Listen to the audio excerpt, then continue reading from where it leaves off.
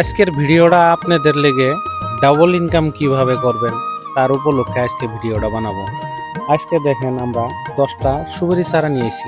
সুপারি চারা কিভাবে লাগান লাগে এই টেকনিকটাও বলে দিব, আর কতটুকু ডিস্টেন্সে লাগাইতে লাগে সেটাও বলে দিব। কিন্তু ফার্স্ট টাইম যখন নার্সারি থেকে আপনারা সুপারি চারাগুলো নিয়ে আসবেন তখন এক কাজ করবেন, দেন এই যে প্লাস্টিকটা থাকবো না, এই প্লাস্টিকটা এইভাবে কেটে দিবেন। কেটে দাও প্লাস্টিকটা এইভাবে কেটে দেওয়ার পর যেটা নাকি ভিতরে মাটি থাকবো এই মাটিটা আপনারা কিন্তু ফালাইতে দিবেন না, এইভাবেই এই মাটির সঙ্গেই কিন্তু গেঁথে দিবেন। তাহলে সুপারি গাছটার আপনার ফলন অনেক বেশি হবে আর ফট করে বড় হবো, মরবো না। দেখেন আমরা কিভাবে সুপারি চারা লাগাবো আপনাদেরকে টেকনিকগুলো দেখাই দিব। চলো আমরা এখন সুপারি গাছের গাঁথাটা কিভাবে করতে লাগে দেখাই দিতেছি। আমরা সুপারি গাছ লাগানোর জন্য দেখেন কতটুকু গাঁথা খানছি, গাঁথাটা দেখাও। যে তুমি হাতটা সরাও, এই যে এইভাবে গাঁথাটা খাইতে নিতে লাগবো। যদি সুপারি গাছের এতটুকু পর্যন্ত মাটি থাকে তাহলে অল্প বেশি গাঁথাটা বানাইতে লাগবো, না হলে কিন্তু সুপারি গাছে কিন্তু মানে পচা ধরার চান্স থাকে। সেই জন্য অল্প একটু গাঁথা বেশি দেওয়ার ভালো আর কি। 10টা চারা লাগায় প্রায় শেষই করছি। সুপারি চারা যখন ফার্স্টে আপনারা যখন লাগাবেন তখন লাগানির পরে দেখেন লাস্ট ফিনিশিংয়েতে আপনারা লাগানি শেষ হওয়ার পর মাটিটা এই যে এইভাবে উঁচু করে দেবেন, যাতে এখানে কোনো জল বা কোনো ধরনের নোংরা সংরা জমা না হয়, তাতে গাছটার বৃদ্ধি অনেক ফট করেই হবো। সেই জন্য আপনারা এই সুপারি গাছের গুড়ে সুন্দর করে এইভাবে মাটি দিয়ে দেবেন।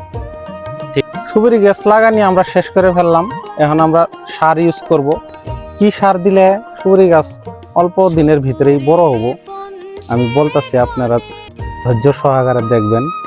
এই যে বোরন আছে, বোরন আর হলো ত্রিনাশ, এই দুটো মিক্স করে সুপারি গাছের অল্প দূর দিয়ে এইভাবে দিয়ে দিবেন।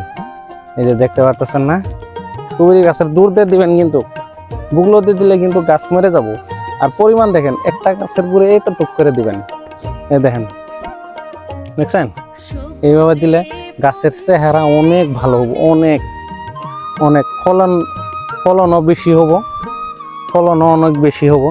এইভাবে যদি না আপনারা সুপারির বাগান যদি চাষ করেন, বছরে কমসে কম 10টা-15টা সুপারি গাছ থেকে আপনারা 15-20 হাজার টাকার সুপারি আপনারা বেচতে পারবেন।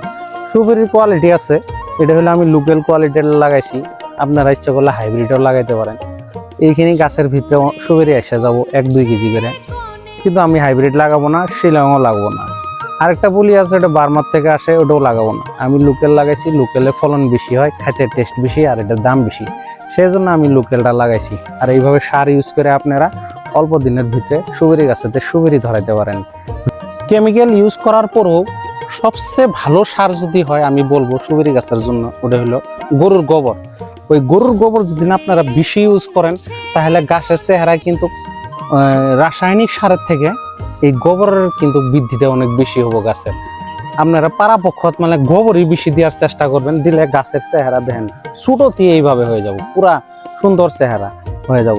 আর এটা অল্প দিনের ভিতরেই ফলায় যাবো গা। এইভাবে যদি না আপনারা যদি সুপারি গাছ চাষ করার টেকনিকগুলা যদি শিখতে চান তাহলে অবশ্যই আমার ভিডিওটা দেখে যাবেন।